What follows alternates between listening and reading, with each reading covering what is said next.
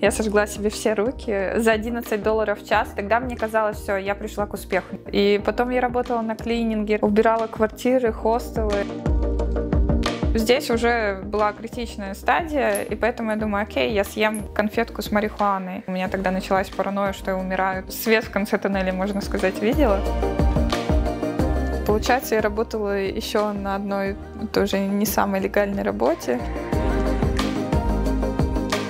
Я помню, я вышла с этими $60, смотрю на них и думаю, классно в Америку приехали просто. Всем привет, меня зовут Алина Федорова, добро пожаловать на мой канал. Сегодня, ребят, будет рубрика интервью. Я знаю, что многие мои подписчики любят подобные видео, и сегодня у меня в гостях прекраснейшая девушка, модель Сабина. Всем привет. Я сейчас вкратце расскажу нашу предысторию знакомства. Произошло это так. Я искала девушек-моделей для своего проекта Успенс для съемок, и я помню, смотрела многие страницы в инстаграме разных девочек, и кто-то мне скинул ссылку на Сабину, и мне тогда очень понравилась ее внешность. То есть тогда я еще ничего не знала, я не читала ее посты, но я визуально посмотрела страничку, думаю, вау, какая красивая девушка, нужно ей обязательно написать. Так мы с ней связались, у нас была очень классная фотосессия, Сабина очень круто получается на фотографиях, очень фотогеничная, и так мы начали общаться. И больше всего меня поразило, когда мы с тобой познакомились, насколько ты открытый человек. Потом меня поразила твоя история жизни. Интересная, непростая судьба, но в то же время она и является какой-то вдохновляющей, мотивирующей, поэтому я думаю, что моим зрителям будет очень интересно узнать о тебе, и я думаю, что твоя история жизни вдохновит очень многих молодых девочек. Сабин, расскажи о себе, вообще, как попала ты в Лос-Анджелес, где родилась, может быть, немножко о своем детстве. Меня зовут Сабина, всем привет, и мне 24 года. Я родилась и выросла в городе Саянске. Мне кажется, никто не знает такой город. Это Иркутская область. Потом я переехала в зиму.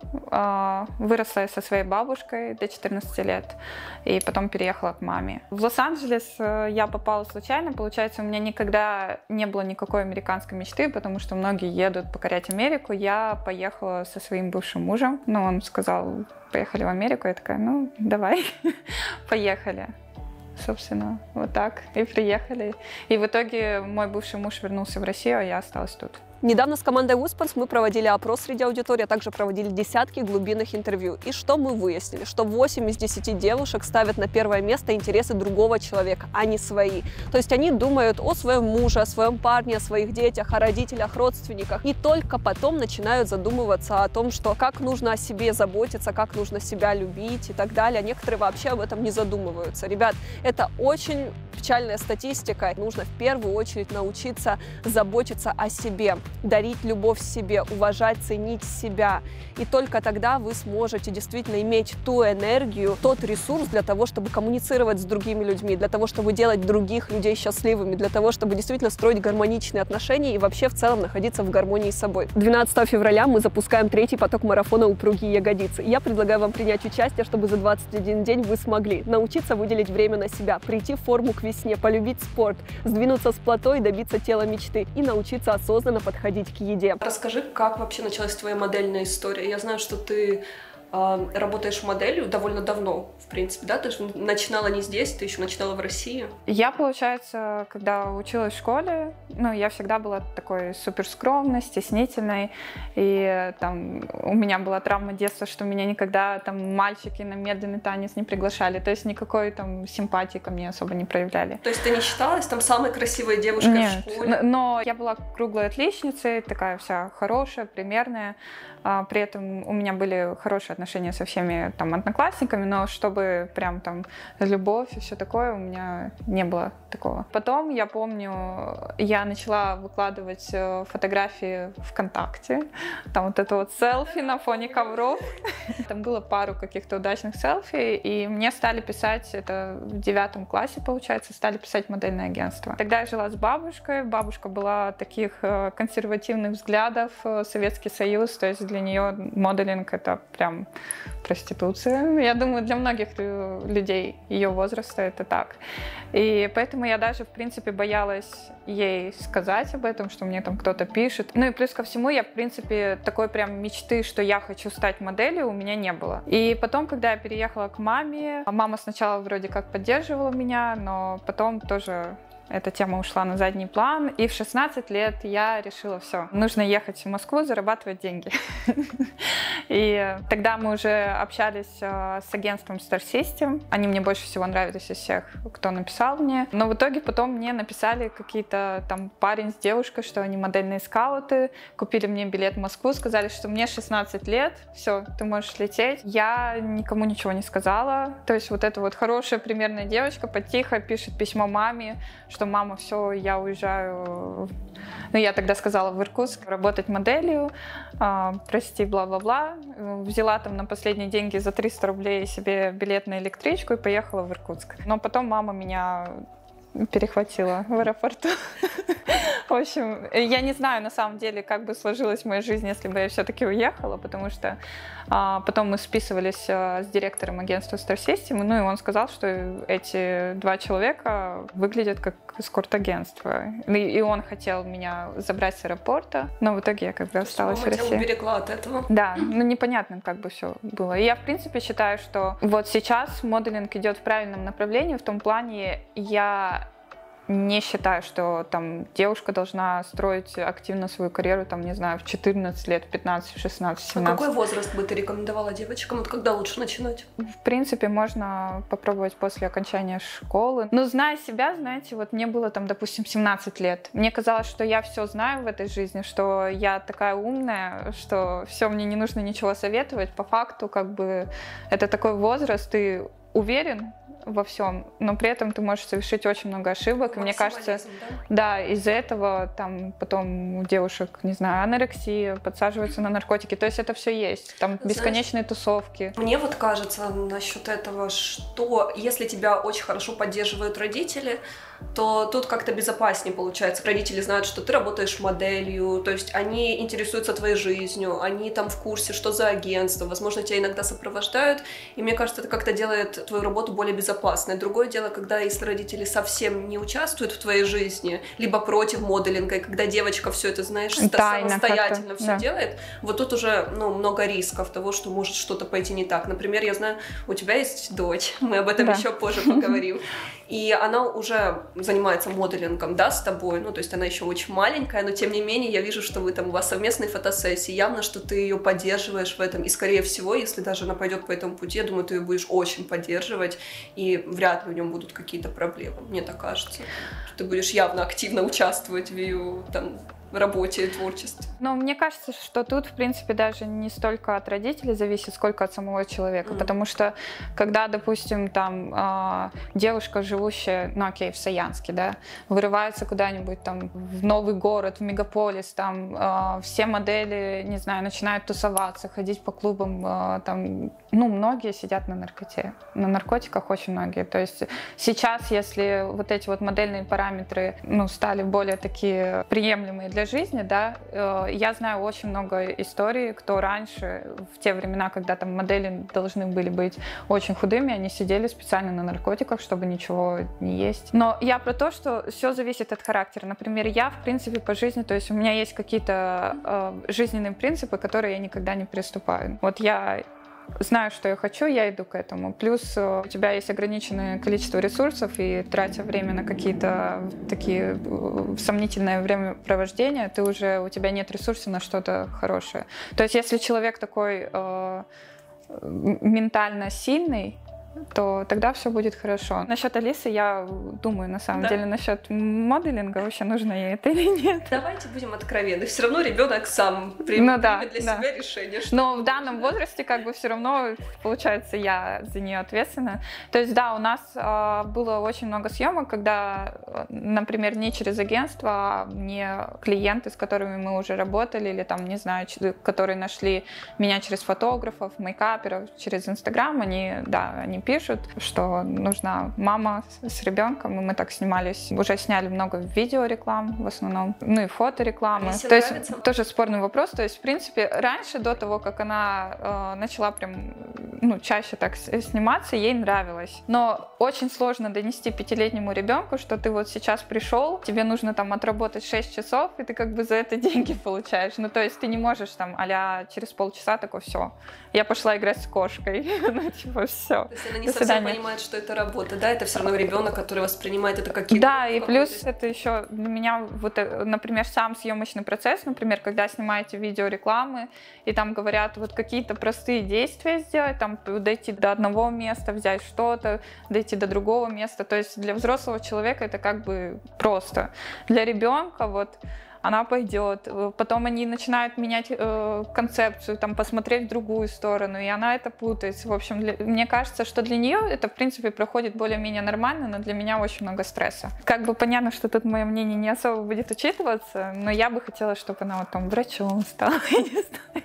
А у тебя, кстати, есть образование? Я, получается, после школы поступила в филологический, ну, вообще гуманитарно-эстетический факультет, кафедра русского языка и литературы.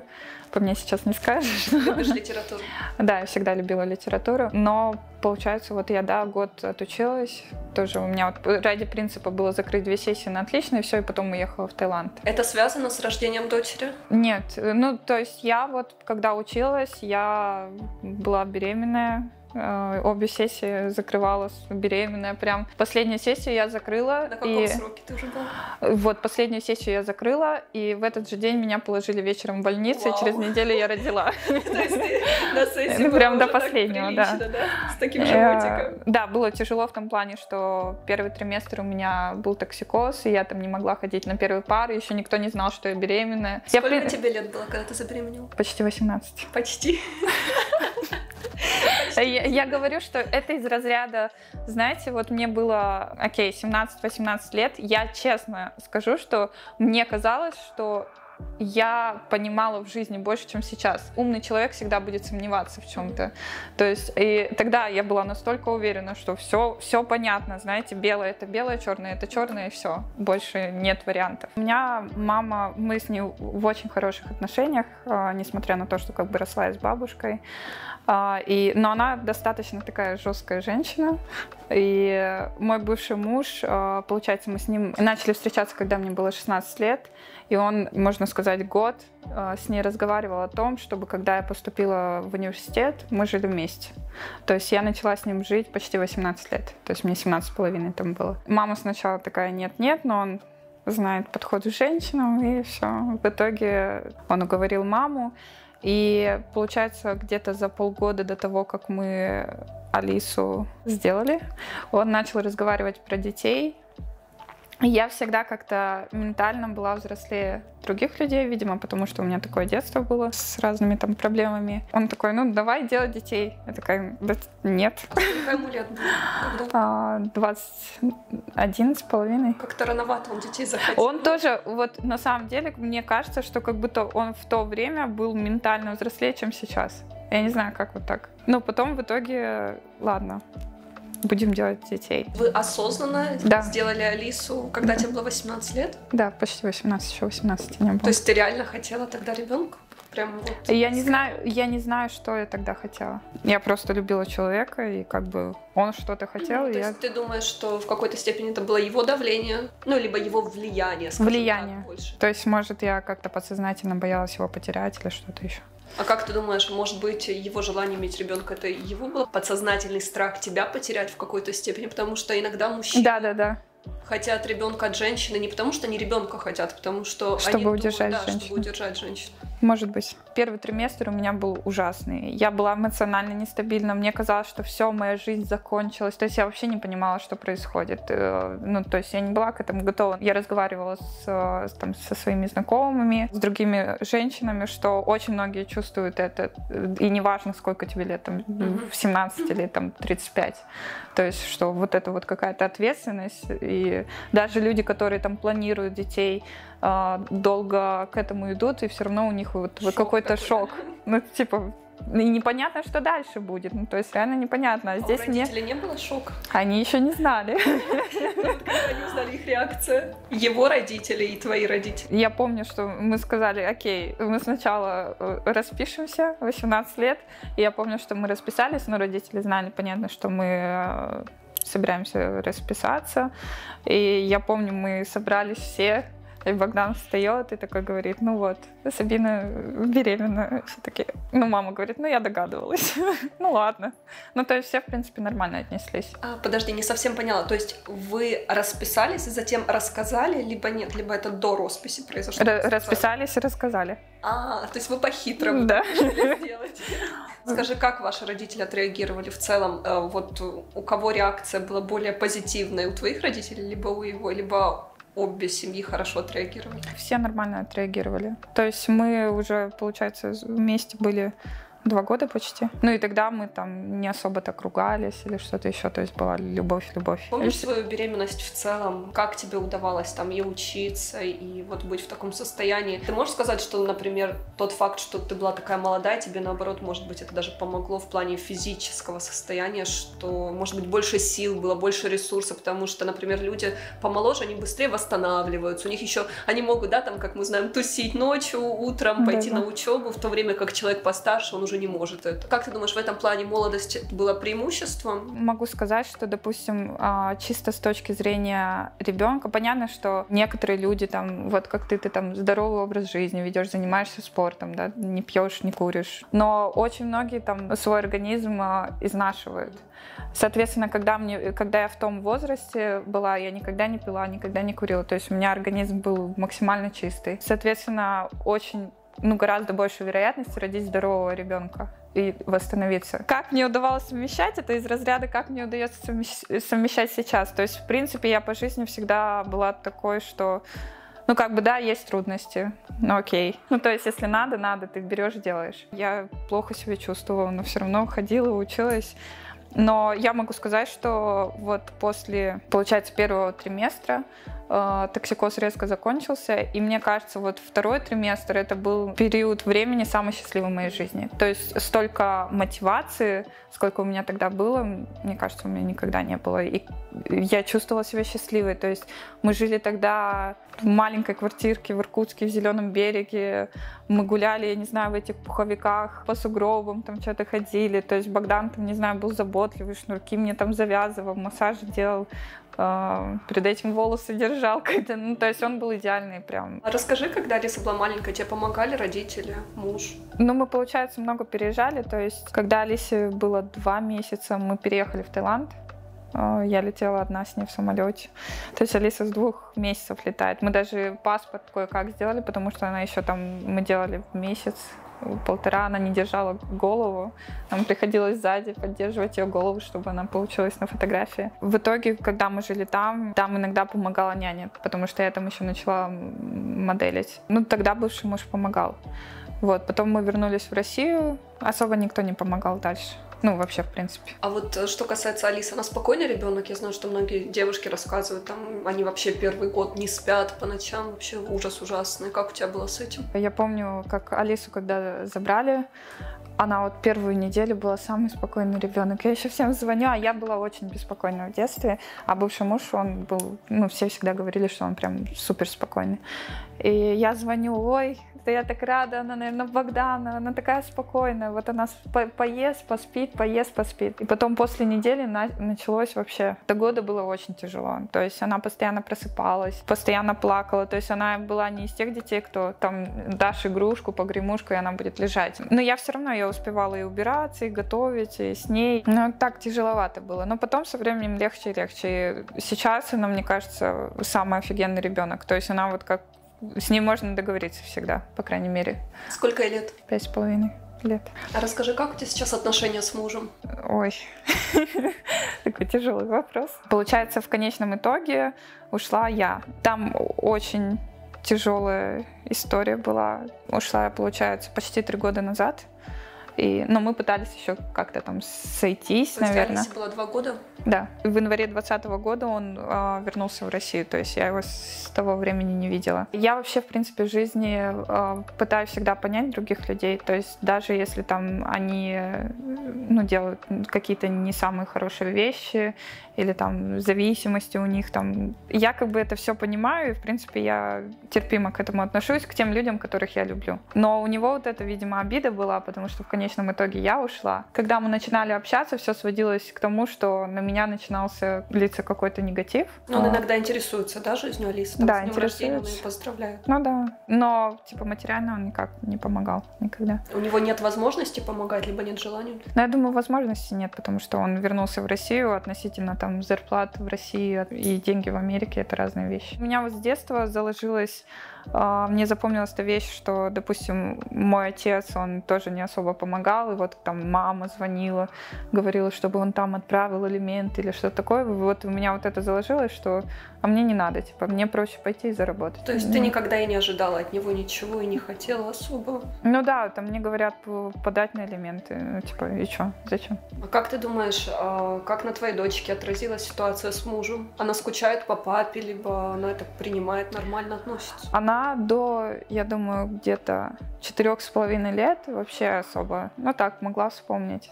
Но вот сейчас она часто вспоминает его, и я всегда говорю, то есть, да, у тебя самый лучший папа, он хороший, бла-бла. Ну, потому что я не хочу, типа, вообще влазить в их отношения. Я, в принципе, вообще не против, ну, когда мы уже решим полностью вопрос с документами, то есть я не против, чтобы она там к нему ездила или общалась. Она знает, что у нее есть папа, что он ее любит, просто в России. Но он где-то там, да? Да. Я смотрю за твоим инстаграмом, и ты очень часто делишься о своем ментальном здоровье, о каких-то различных расстройствах, и довольно откровенно все рассказываешь. С какой целью ты это делаешь? Чтобы поддержать других людей, чтобы они знали, что, ну, они не одиноки, у кого такое же. Когда вот я стала чувствовать, что, типа, а-ля со мной что-то не так, я искала много информации в интернете на эту тему, и я находила какие-то там видео, которые мне реально помогали. То есть в то время, когда тебя вот накрывает вот эта волна, тебе кажется, что ты такой один, что ты смотришь на людей вокруг себя, и со всеми все нормально. Я, допустим,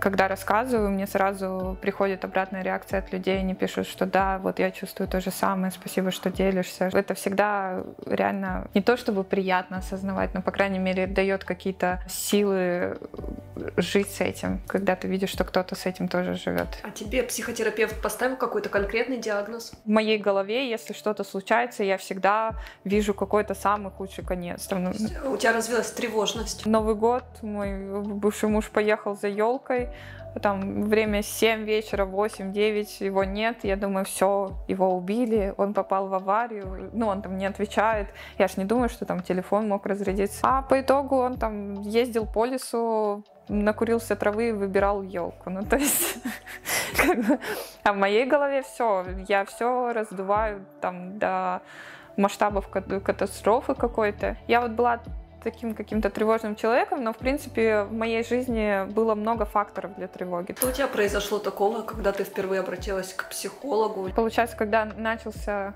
ковид, у меня вот прям тревога, ну тогда я не знала, что это тревога, у меня вот какое-то внутреннее напряжение начало расти, я начала задыхаться. У меня, кстати, еще тогда кашель начался. Я помню, я сходила, сдавала тесты на ковид, потом мне уже люди говорят, ну может у тебя там пневмония, потому что ну температуры нет, но она иногда так проявляется. Все началось с того, что я там начала читать симптомы пневмонии, перешло к раку легких. Я там пошла, сделала снимки, сдавала кровь и так далее. В общем, ничего не нашли. То есть я решила, что это аллергия. И разрешилось вот это вот все, самое забавное, благодаря вот психотерапевтической сессии. Причем мы там не прорабатывали специально то, что я задыхаюсь. Это мы прорабатывали как раз тревогу. И я вот на одном из моментов начала задыхаться. Я хотела сходить там, выпить таблетки от аллергии. И она говорит, ну подожди, в итоге все так прорешали, и это убралось. То есть это была все психосоматика? Да. Вот когда начался ковид, тревога росла, плюс у меня там начались новые отношения, которые были классными, но я при этом вспоминала постоянно про бывшего, там классные моменты из прошлого.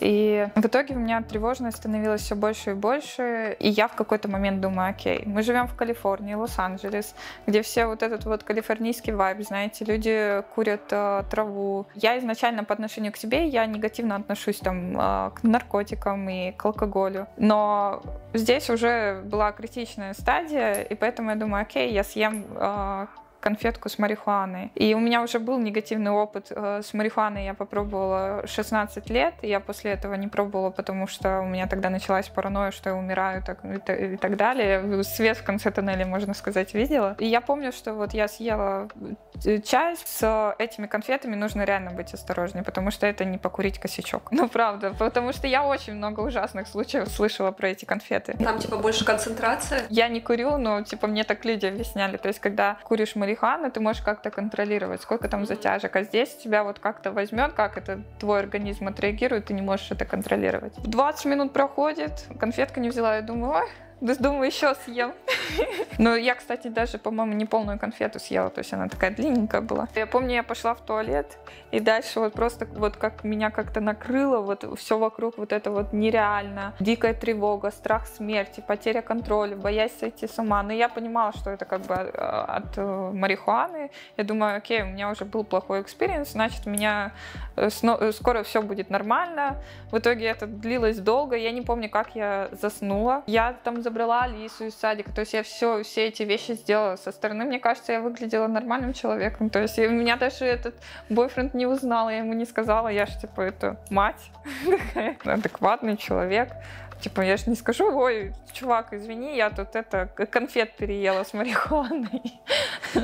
И все, уснула, проснулась. Вроде, просто там пошла в туалет, все, зубы чищу и смотрю на себя в зеркало, и какие-то вот, знаете, странные чувства. То есть ты смотришь на себя, и вроде это ты, но вроде как бы и не ты. И я помню, что я еще вышла оттуда и такая говорю, я не ощущаю свою жизнь. Что-то начала ему там говорить. И потом после этого у меня вот началась деперсонализация и дереализация. Я тогда не знала, как это называется. То есть мне ощущение физически мне как-то было не очень. Плюс вот этот вот туман в голове. Я не могла ни на чем сфокусироваться. Вокруг мне казалось, что все как-то нереально. То есть ты как будто вот в колпаке, купол какой-то на тебя одели, и вот ты вот так ходишь. Причина этого была марихуана? Ну, нет, я не считаю, что типа марихуана это причина этого. Но марихуана послужила вот это вот как раз потеря контроля и стала очень сильным триггером, так что все, что было, оно вот вышло наружу. Получается, ты от марихуаны хотела расслабления, избавиться от тревоги, а в итоге получила только наоборот, еще хуже. Да. То есть это очень важно сказать молодому поколению, потому что многие действительно расценивают это как такой способ расслабиться, там, либо когда друзья, наверное, рассказывают, ой, да что это, подумаешь, марихуана, покурила, расслабился, и все.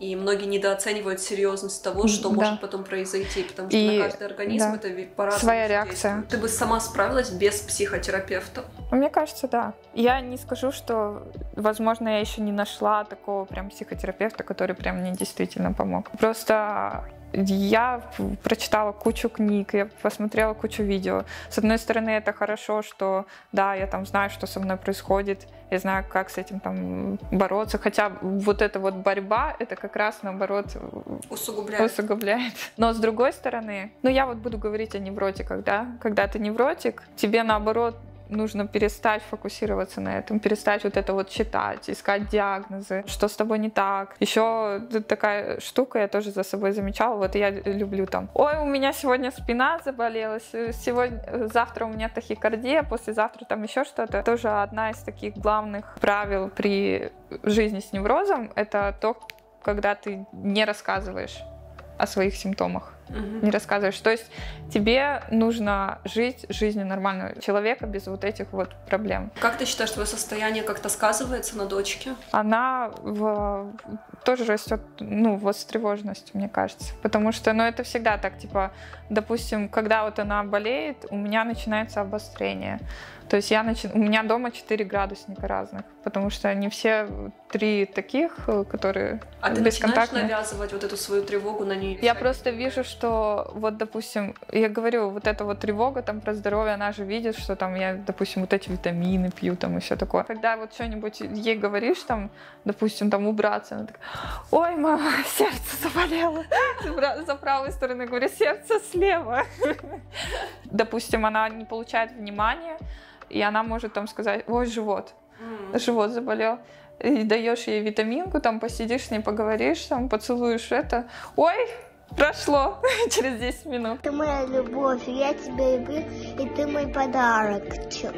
Но ты это осознаешь, и ты Ну, я пытаешься осознаю, как-то да, я пытаюсь, я уже там, я не говорю там, типа, не беги туда, упадешь. Ну, то есть вот я уже хочу и останавливаю себя на мысли, типа, если я что-то скажу, потом я говорю, ну, ничего плохого не случится, все будет хорошо, то есть я как-то дополняю. Но я замечаю, что вот эти вот есть тенденции. Но ты осознаешь, что чем старше она становится, тем больше тебе нужно будет принять тот факт, что вот она будет уходить куда-то, она будет гулять с друзьями, что тут тоже в Америке есть такой как бы неприятный момент, как наркотики среди подростков и так далее. То есть ты себя уже предварительно как-то готовишь к тому, что тебе нужно будет как-то... Психотерапия с лет 10 хотя бы. Ну, это нужно будет как-то отпустить, потому что ты же не сможешь ее контролировать, да, ты не сможешь с ней быть 24/7. Тоже задумалась над такой вещью, что ну, мы вот часто там, допустим, родители нам что-то, ну, реально хотят хорошего, там, что-то советуют, и мы такие, особенно там в подростковом возрасте, что тебя слушать, типа, я сам все знаю.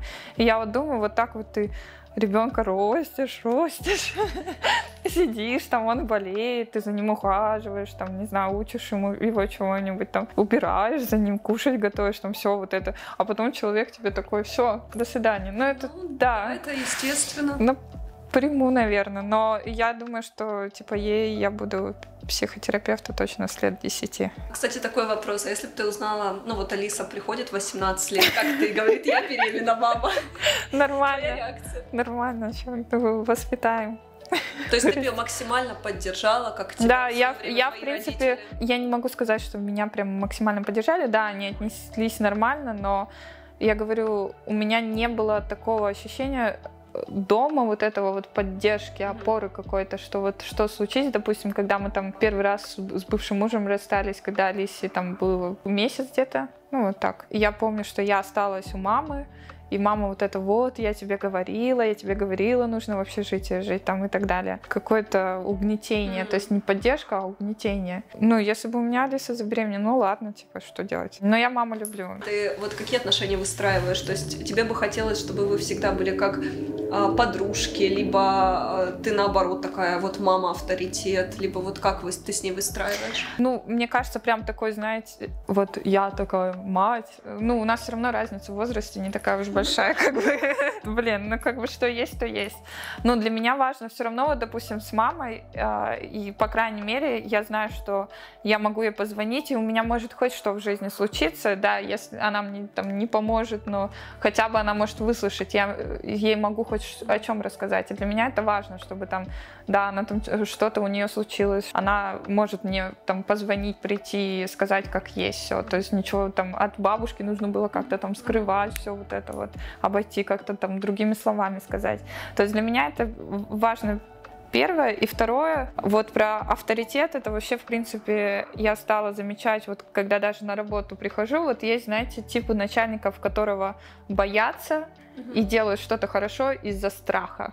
А есть типы начальников, которых настолько любят и уважают, что делают вот из-за вдохновения, из-за любви. Ну и хотят оправдать его ожидания. Да, ну типа, что, да, в моей позиции в отношениях с Алисой мой авторитет был таким, что не так, что, ой, я боюсь, как у меня вот в детстве, вот если я получу 4, вот со мной что-то будет там. Ну то есть у меня был в детстве абьюз и физический, и эмоциональный. Ну я думаю, у многих в детстве там и били, и все такое. Ты не наказываешь Алису, да?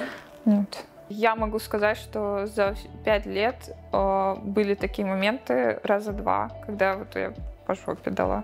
Но мне и мне так плохо потом было. Ну, то есть я прям, типа, окей, я взрослый человек, зачем я это делаю с маленьким человеком? Ну, то есть, который, да, который, типа, не равный мне по силам. Но иногда просто вот есть у детей такая штука, когда у тебя уже нервы на пределе, ты уже вот прям не можешь, и они прям вот начинают. Да, я прям ужасно себя чувствую. Я не понимаю, как вот родители... Ну да, я на тебя сейчас смотрю, тебя видно, прям вспоминать даже больно. Да, но это ужасно. Не знаю, надо как-то, наверное, авторитет заслуживать любовью. Но это тоже вот тонкости воспитания, это такая тема, что какому-то человеку, например, реально нужен вот авторитет жесткий. Я знаю очень много уже взрослых людей сейчас, которых родители безумно любили, безумно поддерживали, пылинки сдували, вот прям все как вот по книжке делали. Но при этом люди там наркоманы, употребляют наркотики, у них постоянное чувство, что все им все должны, у них, вот ты говорила, что как раз твои родители, ну у тебя не было такого, что а-ля там позвонить, попросить, может, там материальную, да, помощь или чего-то еще. Я росла в довольно бедной семье, у меня не было вот этого тыла и стабильности, то есть не было, я всегда знала, что мне нужно самой зарабатывать, если я хочу учиться в университете, мне нужно поступить на бюджет, если мне нужны деньги купить себе одежду, я должна сама заработать. И я про то, что это как раз хорошо, потому что обычно такие люди, ну, добиваются больших успехов, чем те люди, которые могут позвонить и сказать: мам, там, пап, отправь вот мне денег. Вот эта вот легкодоступность всего, что ты можешь, безответственность, то есть когда и такие люди потом вырастают, и они вот постоянно винят других во всем. Вот. Знаешь, оно так неоднозначно, я вот тоже размышляла на эту тему. С одной стороны, да, но так по-разному бывает. Иногда я думаю о том, что люди, у которых изначально была вот эта вот защищенность, например, стабильность, что родители там могли им обеспечить, да, там качественный отдых, да, там какие-то кружки, образование и так далее. Это все очень круто, но самое главное, самое крутое, что эти дети получили от своих родителей, это ощущение, мне кажется, какое-то, знаешь, душевное спокойствие, нет страха. Я встречала людей, которые были из обеспеченных семей, хорошие люди, вот, не избалованные, не наркоманы, это хорошие люди, и их отличительная черта, что у них нет страха. У них, наоборот, им ощущение такое от родителей, что все возможно, все в изобилии, я все легко получу, все, ну, знаешь, наверное, из-за того, что они не сталкивались с какой-то жестью, с каким-то негативным опытом, они видят мир иначе, что он безопасный, что в нем все есть, что денег хватает, что, знаешь, и они такие вот спокойные.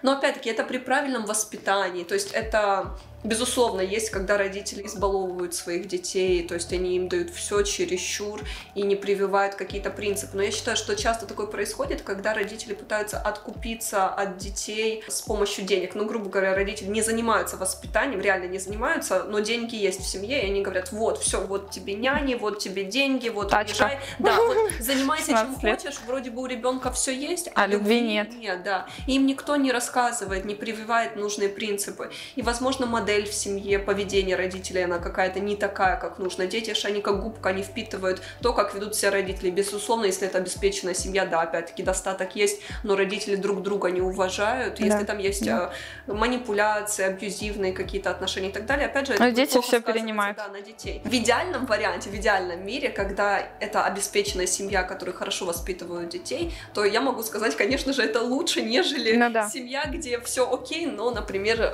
к сожалению, дети недополучают вот это вот ощущение стабильности, да, безопасности. Это очень важно. А еще вот ты говоришь, что типа страхов нет. Тоже слышала такую историю. Нас часто воспитывают, допустим, вот меня так, да, думаю, практически каждого. То есть ты делаешь какие-то вещи, тебе особо эти вещи не замечают. Зато ты какую-то ошибку маленькую совершил, все.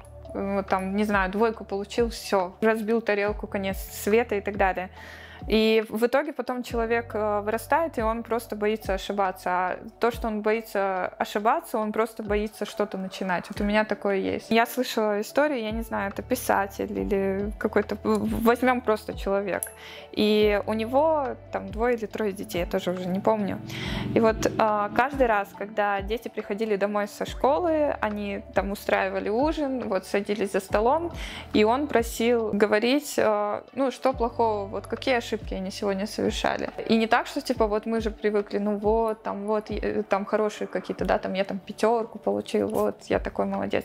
И они ему это рассказывали, он говорил: вот, молодец, какой ты вывод из этого сделал, вот такой-то, такой-то вывод. Он им поощрение за это давал. Это была история про какую-то женщину, которая входит в топ-10 самых богатых женщин в мире. И это вот ее отец был, он их так воспитывал. Он им прививал то, что ошибаться это нормально, что типа вот эти вот ошибки, какие-то неудачи, поражения, это все тоже часть жизни. И поэтому она там, когда проходила свой жизненный путь, она очень много раз пробовала, там у нее не получалось, она пробовала еще раз, еще раз. Это действительно такие, что отличает успешного человека от неуспешного?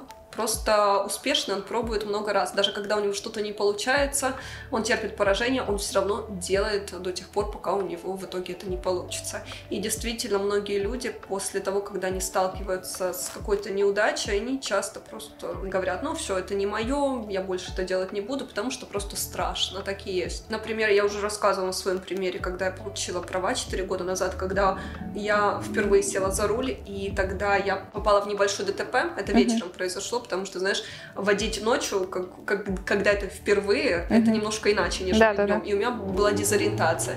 ДТП было несерьезно, я чуть коснулась другую машину, там царапина была. Но это был такой стресс, такой страх, что я 4 года, я просто сказала: я не сяду за руль, я боюсь, я не хочу.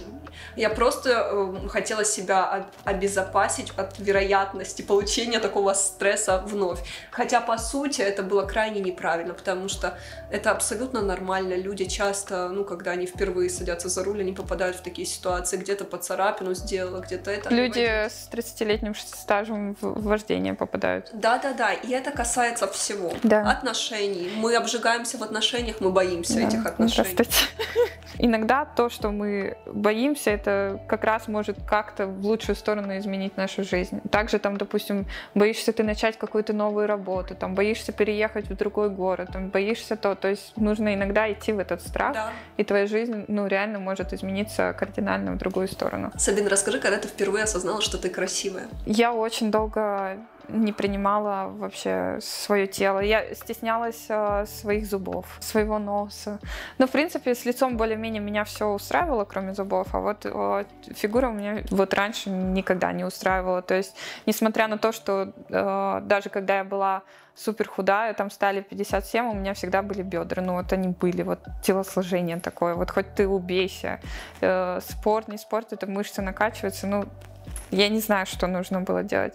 И в итоге я так себя загоняла. Потом первое я приняла свои зубы. Я помню, у меня был момент, когда я могла я уже хотела делать виниры. И потом я думаю: окей. Слушай, я реально не вижу у тебя проблем с зубами. Но я считаю, что мне идет. То есть, когда я там на фотографиях, как-то это выглядит там сексуально, что эти кроличьи зубки. То есть я реально их полюбила. Они у тебя вообще не кроличьи. Я про то, что как-то особенность. То есть не нужно делать из себя... Посмотреть в Америке, окей, у всех одинаковые зубы, у большинства, американцев. Про виниры, да? Да. В принципе, люди как-то хотят быть как все.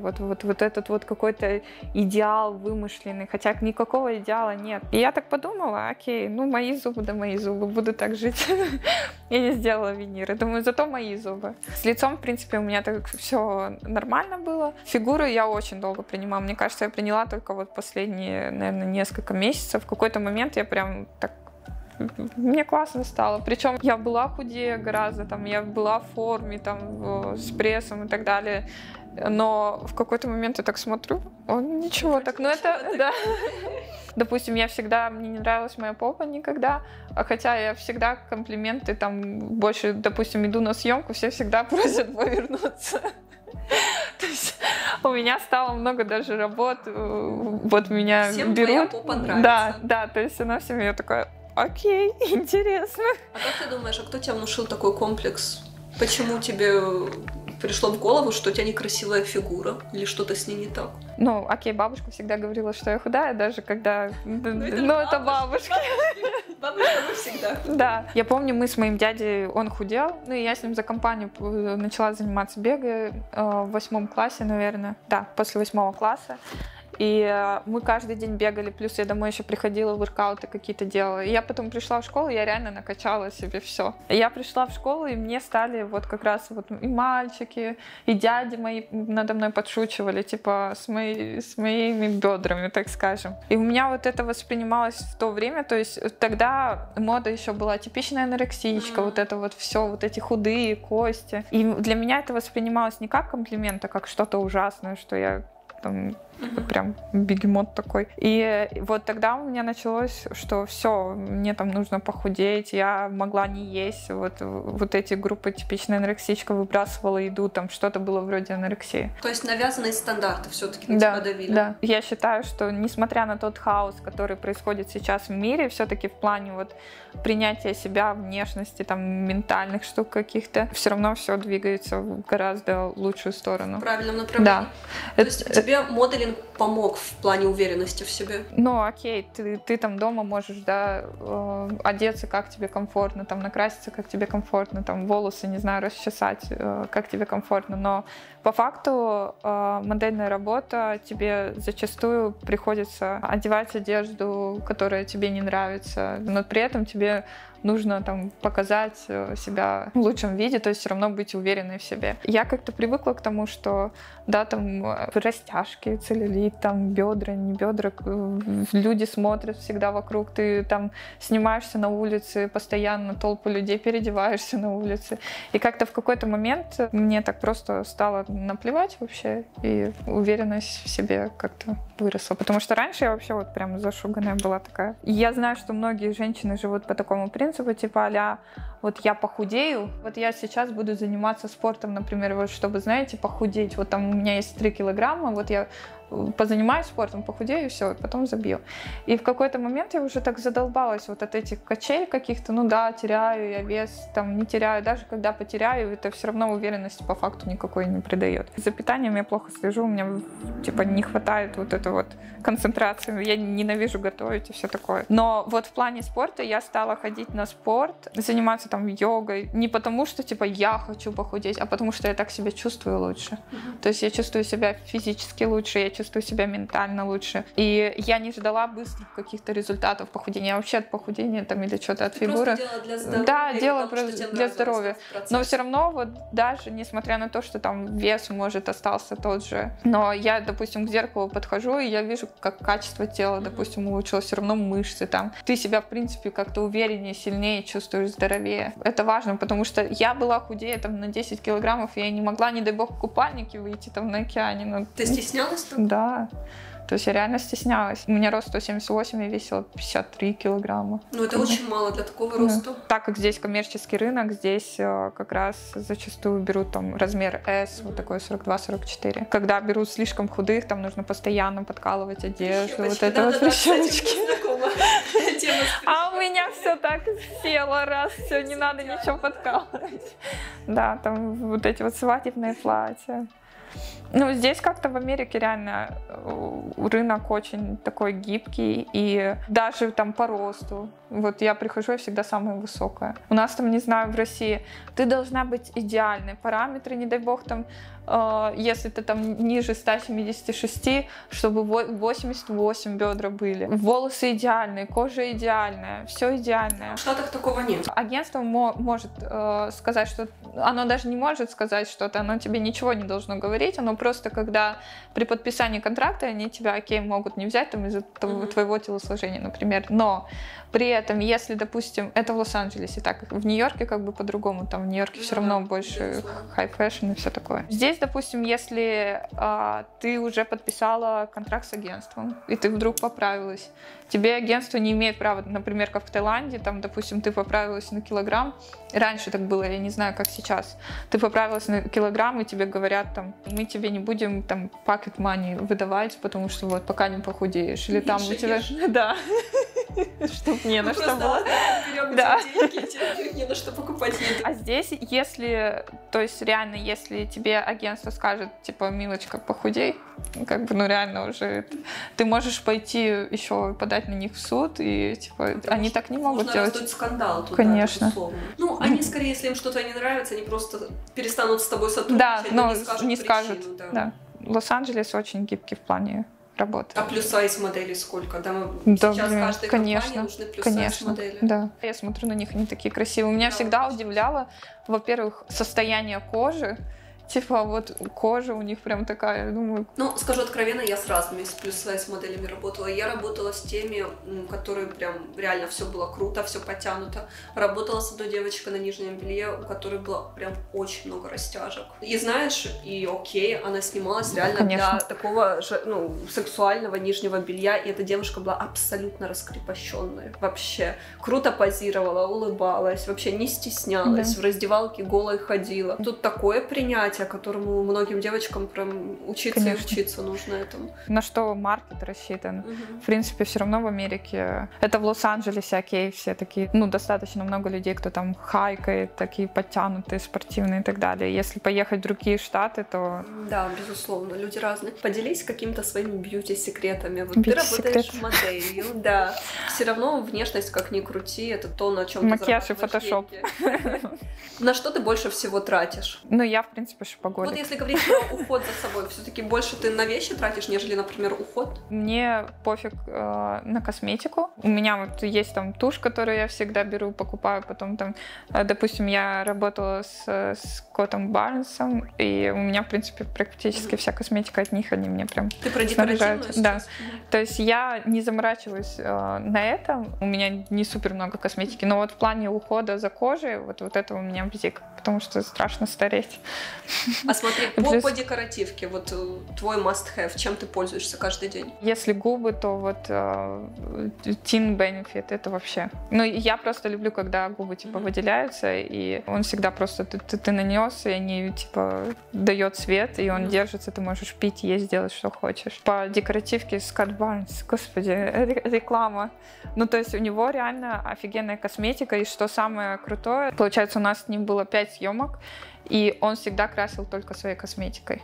То есть обычно, мне кажется, ты знаешь, вот люди смотрят рекламу шампуня, там, не знаю, каких-то средств, да, там, по факту тебе там укладывают, и тебе еще там парики делают и так далее. Ну, вот, допустим, я уже снималась для реклам декоративной косметики, и обычно ты приходишь, и тебя красят другой косметикой. Более качественной. Да, да.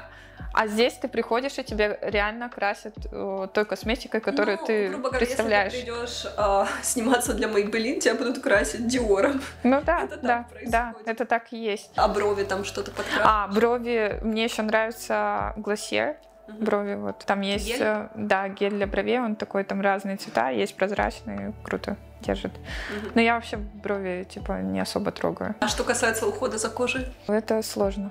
Ну, в Лос-Анджелесе ужасный климат. То есть ужасный. В том плане, что не климат, а воздух. Воздух сухой.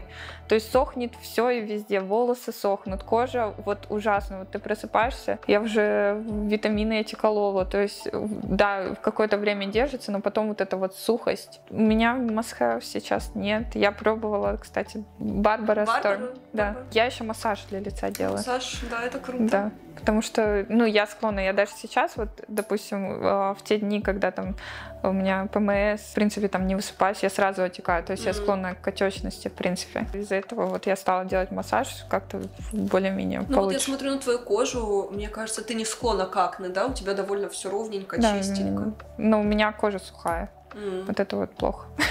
Причем вот эти вот, знаете, там морщинки под глазами. Я уже даже фотки посмотрела, залезла старые, они у меня появились в лет 17. Это, видимо, какие-то вот эти мимические морщинки. Мне так страшно стареть. Боишься? Это тоже страх? Мне кажется, и вот этот вот страх смерти, это все взаимосвязано. Страх из-за того, что вот много на себя давления, вот этого, что, знаете, нужно там все успеть, добиться успешного успеха какого-то. Я вот тоже вчера слушала, я его просто не читала, но я вчера его слушала, Оша. И вот он говорил как раз, что типа вот это вот внутреннее эго, когда тебе нужно вот этот вот успех, когда ты уже, ну, не наслаждаешься реальностью, настоящим, тебе просто постоянно что-то надо. И вот я тоже боюсь вот как-то, что время пройдет, а я вдруг там что-то не успею. Да, для этого нужно больше концентрироваться на настоящем моменте, получать удовольствие от всех мелочей. Когда ты боишься постареть, боишься старости, боишься смерти, опять-таки это все о будущем, это то, чего еще нет. Да. И тем самым ты пропускаешь сейчас свое настоящее. Да. А по сути, ты сейчас очень молодая, тебе всего лишь 24 года, ты очень красивая, у тебя сейчас очень классный период в жизни, и тебе нужно максимально наслаждаться и быть в этом моменте. Все наши проблемы от того, что мы, наверное, слишком много анализируем. Да, думаем анализируем. О чем нужно. Да, и у меня вот эта вот проблема из-за того, что, ну, как бы все равно одной с ребенком, чтобы вот это все держалось, типа, получается очень много каких-то вещей, на которых я трачу время, и я, типа, пытаюсь за все схватиться, при этом я не концентрируюсь на тех вещах, которые по-настоящему важны на данный момент, которые, ну, реально мне могут как-то жизнь, да, облегчить. Я даже уборщице не могу доверить свою квартиру, потому что думаю, а как, а в шкафу она как уберется, а как она разложит, там же нужно перебрать. Все равно ты предпочтешь сама делать уборку, нежели уборщицу. Да. И это дело не в деньгах, типа, или в чем-то еще. Мне нужно проконтролировать, чтобы... То есть ты не доверяешь ей, что она сделает все так круто, качественно, как бы это ты сделала? Я понимаю, что реально нужно как-то делегировать. Делегировать — это очень важно, потому что ты разорвешься. Да. Это время, которое ты тратишь на быт, ты бы могла потратить на свое развитие, на образование. Штуки, да. Уборка — это явно не самое главное. Я считаю, что для меня это, знаете, как какая-то медитация. Я хожу, у меня, например, может накопиться, я там там протерла, и у меня сразу спокойствие. Сабин, когда ты переехала в Штаты, ты сразу начала работать моделью, либо были какие-то промежуточные варианты? Ой, было очень много промежуточных вариантов. Получается, когда я приехала, я думаю, через 2 недели я уже начала работать в кафе, мороженое. Там, в общем, нужно было печь коны, синема-кон, коны с корицей, такие булочки, и туда в эти булочки заливается мороженое. Вот в Праге это очень популярно. Я как бы далека вообще от кухни. Я сожгла себе все руки за $11 в час. Тогда мне казалось, все, я пришла к успеху. Ну, представляете, с России приехал, и тут ты такой $11 в час, там, отработал 12 часов, получил там 12 тысяч рублей. Ну, вообще, жизнь просто удалась. Это, конечно, было ужасно. И потом я работала на клининге, раздавала визитки возле Home Depot. Ты реально убирала квартиры? Убирала квартиры, хостелы. И я помню вот эту историю, когда 31 декабря я убирала студию одному парню, и студия была такая грязная, и мне заплатил он $60. И я доехала на автобусе и обратно на автобусе. И я помню, я вышла с этими $60, смотрю на них и думаю, классно, в Америку приехали просто. Спасибо. А как в итоге ты смогла начать моделингом заниматься здесь? Получается, я работала еще на одной тоже не самой легальной работе. Ну, там были хорошие деньги, в принципе. Но... Скажешь, где? Потому что, мне кажется, ты не скажешь, люди додумают похлеще, чем есть на самом деле. Ну, если кратко, в общем, я была кассиром в казино. И... Ну вот, а все подумали явно что-то 100%, понимаешь? Лучше уж правду рассказать. Эскорт. 100%, да, кассиром в казино, то есть я работала ночами. Ну, это не самая лучшая работа была, хотя бы по деньгам, конечно, выходило неплохо. И моя подруга, фотограф, с которой мы познакомились еще в Москве, мы делали тесты, она говорит, а почему ты не занимаешься моделингом? Я тогда еще не могла подписать контракт с агентством по документам, и я просто зарегистрировалась в те группы, которые она мне скинула, зашла, просто там стала кидать свои ссылки, и у меня стали появляться постепенно клиенты, и я там работала по $200 за съемку, брала там по 150. Одна съемка была, где я заработала там $500, и я такая думаю, ах. Потом я уже подписала контракт с агентством. Ну, получается, у меня до сих пор, то есть у меня очень много работы на фрилансе. Те фотографы, с которыми мы тогда начинали работать, там стилисты, мейкап-артисты, клиенты, там какие-то клиенты меня постоянно букали в течение этого времени. Какие-то там фотографы, мы там уже, там, не знаю, для 8 разных клиентов снялись. В общем, здесь, в Лос-Анджелесе, все это, все друг друга знают, все как-то друг друга советуют. И получается, я реально рада, что я тогда работала на тех работах, потому что мне впоследствии дало какую-то стабильность. И если, допустим, от агентства тебе там нужно ждать деньги, пока они тебе выплатят, то тут тебе сразу все выплачивают. И, в принципе, классно. Сабина, спасибо тебе огромное, что ты сегодня ко мне приехала. Было невероятно приятно с тобой общаться, очень интересно. Мы будем уже заканчивать наш диалог, он получился очень длинным, но сериал. интересным. Да, это было круто. Также я обязательно вставлю ссылку на твой Инстаграм, на твой YouTube-канал, потому что я уверена, что многим людям будет интересно узнать о тебе больше. Мне самой интересно посмотреть твои видеоролики на YouTube. Я знаю, что у тебя есть YouTube, но я еще не смотрела видео. Он правильно делал. Настроение снимаем на Nokia. Да, и я хотела сказать Элине большое спасибо, потому что я на нее подписана уже много лет еще с России, и мне прям безумно приятно быть здесь. И мне приятно, когда она мне написала и позвала меня на работу, я такая: вау! Когда ты жила в России, смотрела меня, я здесь была в Лос-Анджелесе, у тебя была тогда мысль такая, что ну вот я тоже буду в Лос-Анджелесе? Было какое-то предчувствие? Но я тогда еще не задумывалась, перееду. Вообще не планировала? Да, я спонтанно получилось. Ну вот представь, сейчас ты сидишь здесь, в Лос-Анджелесе. С тобой тут. А прикинь, как это круто. Вообще да? офигеть. Да. Я все-таки верю в какую-то визуализацию, то есть мне кажется, что когда то, о чем мы думаем, то, чем мы себя окружаем, то, что мы смотрим, мы это реально притягиваем в свою жизнь, поэтому интересоваться и думать нужно о хорошем. Да.